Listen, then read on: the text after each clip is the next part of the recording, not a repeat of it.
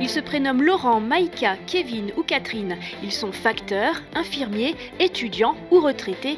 Leur point commun, ils vivent dans l'Allier en Bocage-Bourbonnais et ont choisi d'être bénévoles pour faire vivre leur territoire tout au long de l'année. Carnaval, festival, concerts ou son et lumière, ils nous transportent le temps d'une saison au cœur de Bocage festif.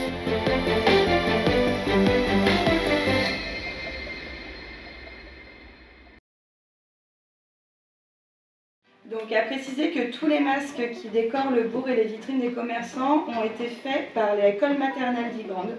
Donc c'est tous les enfants de l'école maternelle qui ont confectionné ces masques géants. L'atmosphère est joyeuse, les visages sont souriants et pour cause. Au programme, distribution des rôles pour le futur carnaval qui fait la renommée du village depuis près de 100 ans. Et les grosses têtes ont été restaurées par Marie-Claire et Jackie.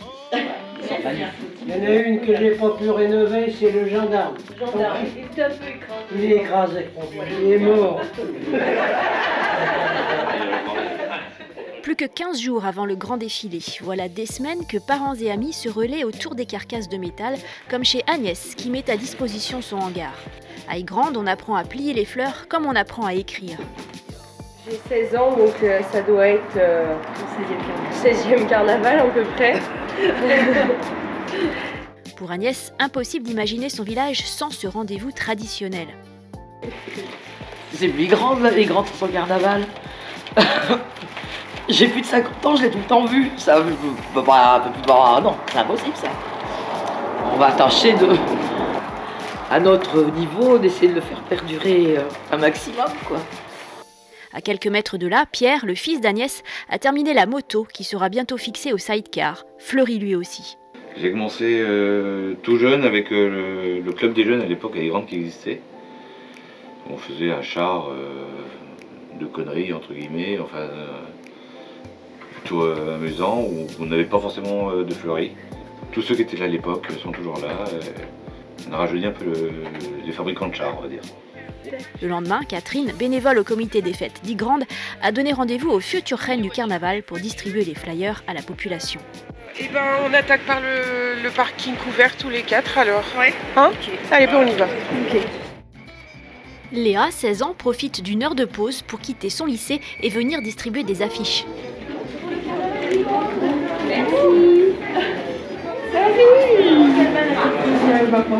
Tu fais ta propagande? Je fais ma propagande. Je t'en laisse? Oui. Tu m'en mets un petit comme ça? J'en ai mis un sur le côté, mais laisse-moi en plus. Déjà donné aux petits-enfants. Et donnez-la aux petits-enfants. Voilà, ça c'est parfait. C'est pour les petits-enfants. Voilà. Oui, oui. Oh, on est allé. Ouais, je me doute. On a emmené les enfants, tout ça. Je me doute. Pendant ce temps, à Ygrande, chacun met la main à la pâte pour être à l'heure le jour J. Je suis pas d'Ygrande, mais j'ai pris, je suis secrétaire de mairie, donc du coup j'ai été bercée dedans depuis que je travaille à la mairie. Et les enfants aussi sont de la partie. Ils ont déjà commencé, j'ai 2 plus grandes filles, il y a une de mes filles qui a piqué la semaine dernière. Et pendant que Ratatouille prend petit à petit vie à l'étage, le tracteur, lui, ne sera bientôt plus visible. On est sur les derniers week-ends avant le carnaval, donc c'est un peu la course pour finir, on va dire, mais on devrait y arriver, on n'a pas le choix. On est de se rassembler aussi avec les copains et puis de passer des bons moments aussi, de faire vivre le carnaval d'Ygrande aussi, pour que ça continue. En général, on s'y prend toujours un peu au dernier moment, mais c'est ce qui fait un peu le charme aussi, on se dépêche un petit peu. Les idées arrivent très vite et puis quand on s'y met, on avance quand même pas mal. On sent ce renouvellement là au sein du comité des fêtes. Il y a voilà, ceux qui faisaient les cons il y a une dizaine d'années, ben maintenant ils sont des adultes, ils sont sur une autre équipe, enfin ils sont sur une équipe de chars fleuris. Donc c'est super pour ça qu'il y ait ce lien intergénérationnel en fait.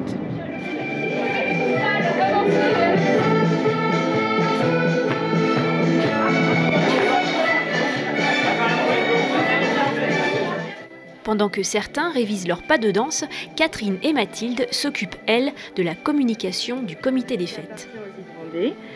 Après, il s'adresse à tous, indispensable dans nos communes rurales, pour intégrer, pour rassembler, pour faire lien autour de nombreuses activités toute l'année. Très bien. Les deux amis vont représenter le comité des fêtes d'Ygrande lors de la soirée de lancement de Bocage Festif. Pour accueillir les beaux jours et pour annoncer la saison de Bocage Festif qui arrive. Donc on est très fiers que le carnaval, avec ces valeurs-là, annonce en fait une saison de festival jusqu'à la fin août. Et on va finir par un dernier C, parce que chez nous, dans la rue, vous en doutiez un petit peu, c'est C comme confetti.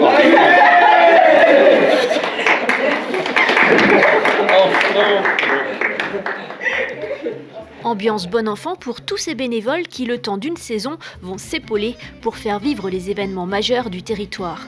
Festival de musique de tout style, sons et lumière, concerts et feux d'artifice grandioses, ces rendez-vous réunis sous la marque Bocage Festif accueillent chaque année 45 000 festivaliers.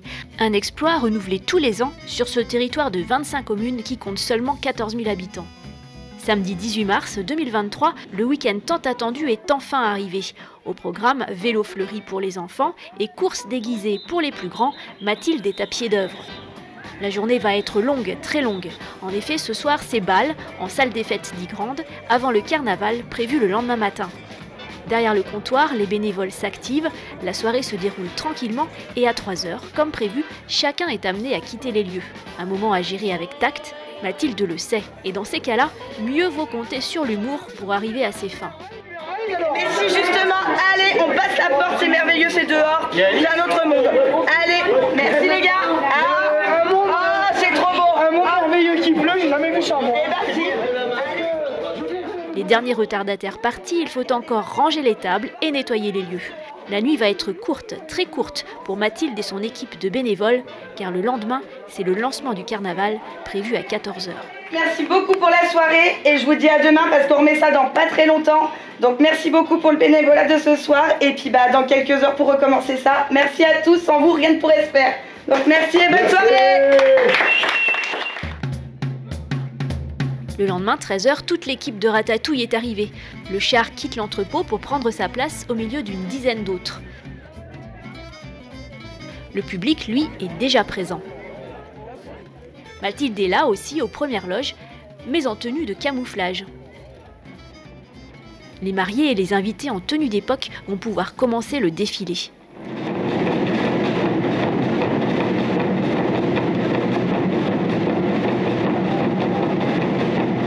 Catherine, elle aussi, se dissimule dans la foule en tenue touareg. Sa mission du jour, vendre des confettis aux côtés d'Agnès de Châtel-Perron qui participe aussi à Bocage Festif en organisant chaque année un merveilleux son et lumière dans son château. Savoir s'entraider entre membres de Bocage Festif est une des clés du dynamisme culturel local. Ainsi, pendant que les reines saluent la foule, le comité des fêtes de Trongé gère la buvette.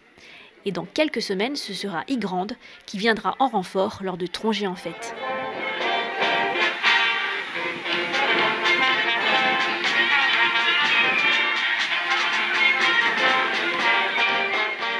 Ce sont en tout 6000 personnes qui ont fait le déplacement pour admirer ces chars fleuris qui seront pour la plupart revendus à d'autres carnavals.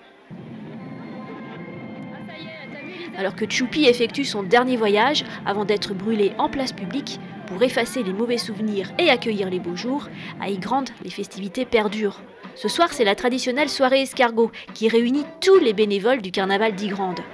Ce carnaval est en train de se terminer par la soirée escargot, notre traditionnelle soirée escargot. Ce soir, on accueille, comme tu peux voir derrière moi, 250 personnes. Dans toutes ces personnes, c'est quasiment que des bénévoles qui viennent finir le carnaval avec nous, à manger tous ensemble pour finir la fête. Pour un lundi soir, c'est énorme d'accueillir autant de personnes. Et c'est vraiment le moment où on décompresse tous ensemble parce qu'en fait, c'est quasiment que des personnes qui étaient dans la cavalcade hier et qui ont assuré toute l'animation d'hier.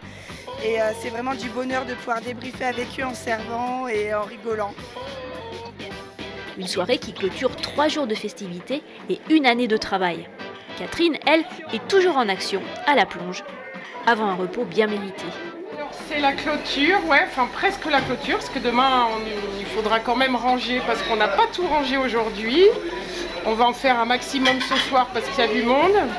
Demain, beaucoup reprennent le boulot, donc voilà, on est moins nombreux à rester pour ranger. Donc ce soir, ouais, c'est une grosse soirée encore, mais tout s'est bien passé, alors on est content. Des bénévoles fatigués mais heureux et qui pensent déjà au prochain rendez-vous en bocage festif.